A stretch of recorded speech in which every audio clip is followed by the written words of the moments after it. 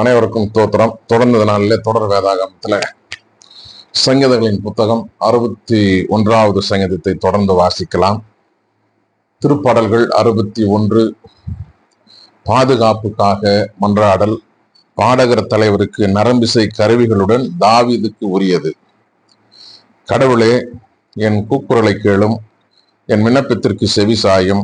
பூவுலகின் கடைமுனையின் என்று உம்மை கூப்பிடுகின்றேன். என் உள்ளம் சோர்வுற்றிருக்கின்றது.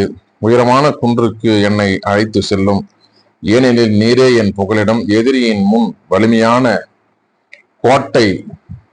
நான் உமது கூடாரத்தில் எந்நேரமும் தங்கியிருப்பேன். உமது ரக்கைகளின் பாதுகாப்பில் தஞ்சம் புகுவேன். ஏனெனில் கடவுளே, நான் செய்த பொருத்தனைகளை நீர் அறிவீர். உமது பெயருக்கு அஞ்சுவோர்க்குரிய உடைமையை எனக்கு தந்தீர்.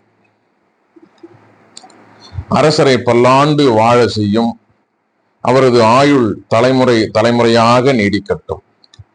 கடவுள் முன்னிலையில் அவர் என்றென்றும் வீற்றிருப்பாராக. பேரன்போடும் உண்மையோடும் அவரை காத்தருளும். உமது பெயரை என்றென்றும் புகழ்ந்து பாடுவேன். நாள்தோறும் என் பொருத்தனைகளை நிறைவேற்றுவேன். 62வது பகுதியை தொடர்ந்து வாசிக்கலாம். கடவுளின் பாதுகாப்பில் நம்பிக்கை. பாடகர் தலைவர் எதுத்தூனுக்கு தாவீதின் புகழ்பா. கடவுளின் செயலுக்காக நான் மௌனமாய் காத்திருக்கின்றேன். எனக்கு மீட்பு கிடைப்பது அவரிடமிருந்து. உண்மையாகவே என் கற்பாரையும் மீட்புறம் அவரே, என் கோட்டையும் அவரே. எனவே நான் சிறிதும் அசைகிறேன். ஒருவரை கொல்ல வேண்டும் என்று நீங்கள் அனைவரும் எவ்வளவு காலம் வெறியுடன் தாக்குவீர்? நீங்கள் எல்லோரும் இடிந்த மதிலுக்கு சிதைந்த வேலிக்கும் ஒப்பாவீர். அவர் இருக்கும் உயர்நிலையிலிருந்து அவரை தள்ளிவிட திட்டமிடுகின்றனர். பொய் சொல்வதில் இன்பம் காண்கின்றனர். அவர்களது வாயில் ஆசி மொழி, அவர்களது உள்ளத்திலோ சாப மொழி. நெஞ்சே, கடவுளுக்காக மௌனமாய் காத்திரு. ஏனெனில் நான் எதிர்பார்க்கும் நலன் வருவது அவரிடமிருந்து. உண்மையாகவே என் கற்பாரையும் மீட்பும் அவரே. எனவே நான் சிறிதும் அசைகிறேன். என் மீட்பும் மேன்மையும் கடவுளிடமே இருக்கின்றன. என் வலிமை மிகு கற்பாரையும் புகலிடமும் கடவுளே. மக்களே, எக்காலத்திலும் அவரையே நம்புங்கள். அவர் முன்னிலையில் உங்கள் உள்ளத்தை திறந்து கொட்டுங்கள். கடவுளே நமக்கு அடைக்கலம். மெய்யாகவே மானிடர் நீர்க்குமிழி போன்றவர். மனிதர் வெறும் மாயை. துலாவில் வைத்து நிறுத்தால் அவர்கள் மேலே போகின்றார்கள். எல்லோரையும் சேர்த்தாலும் நீர்க்குமிழியை விட எடை குறைகின்றனர். பிறரை கசக்கி பிழிவதில் நம்பிக்கை வைக்காதீர். கொள்ளையடிப்பதில் குறியாயிராதீர். செல்வம் பெருகும்போது உள்ளத்தை அதற்கு பறி கொடுக்காதீர். ஆற்றல் கடவுளுக்கே உரியது என்று அவர் ஒரு முறை மொழிய நான் இருமுறை கேட்டேன்.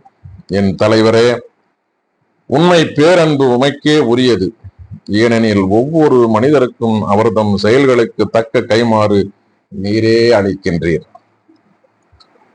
கடவுளுக்காக இயங்குதல். யூதாவின் பாலை நிலத்தில் இருந்தபோது தாவீது பாடிய புகழ்பா. பகுதி 63 தொடர்ந்து வாசிக்கலாம். கடவுளே, நீரே என் இறைவன். உம்மையே நான் நாடுகின்றேன். என் உயிர் உம்மீது தாகம் கொண்டுள்ளது. நீரின்றி வறண்ட தரிசு நிலம் போல் என் உடல் உமக்காக இயங்குகின்றது.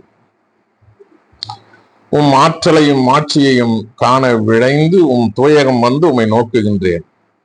ஏனெனில் உமது பேரன்பு உயிரினும் மேலானது. என் இதழ்கள் உம்மை புகழ்கின்றன. என் வாழ்க்கை முழுவதும் இவ்வண்ணமே உம்மை போற்றுவேன்.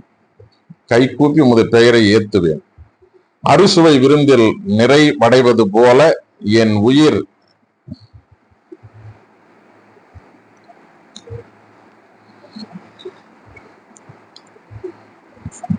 நிறைவடையும். என் வாய் மகிழ்ச்சி மிகு இதழ்களால் உம்மை போற்றும். நான் படுத்திருக்கையில் உம்மை நினைப்பேன். விழிப்புகளில் உம்மை பற்றியே ஆழ்ந்து சிந்திப்பேன். ஏனெனில் நீர் எனக்கு துணையாயிருந்தீர். உம் ரக்கைகளின் நிழலில் மகிழ்ந்து பாடுகின்றேன். நான் உம்மை உறுதியாக பற்றி கொண்டேன். உமது வலக்கை என்னை இறுக பிடித்துள்ளது. என்னை அழித்துவிட தேடுவோர் பூவுலகின் ஆழத்திற்குள் செல்வர். அவர்கள் வாளுக்கு இரையாவர், நரிகளுக்கு விருந்தாவர். அரசரோ கடவுளை நினைத்து களி கூறுவார். அவர் மேல் ஆணையிட்டு கூறுவோர் அனைவரும் பெருமிதம் கொள்வர். பொய் சொல்வரின் வாய் அடைக்கப்படும். வாசிக்க தெரிந்து கொள்ளப்பட்ட திருமறை பகுதி வாசித்து முடிந்தாயிற்று. தொடர்ந்து இந்த தொடர் வேதாகமத்தில் இணைந்திருங்கள், சப்ஸ்கிரைப் செய்யுங்கள். கர்த்தர் நம்மையும் நம் குடும்பங்களையும் பிள்ளைகளையும் எதிர்கால வாழ்வையும் ஆசீர்வதித்து வழிநடத்தி காப்பாராக. ஆமென்.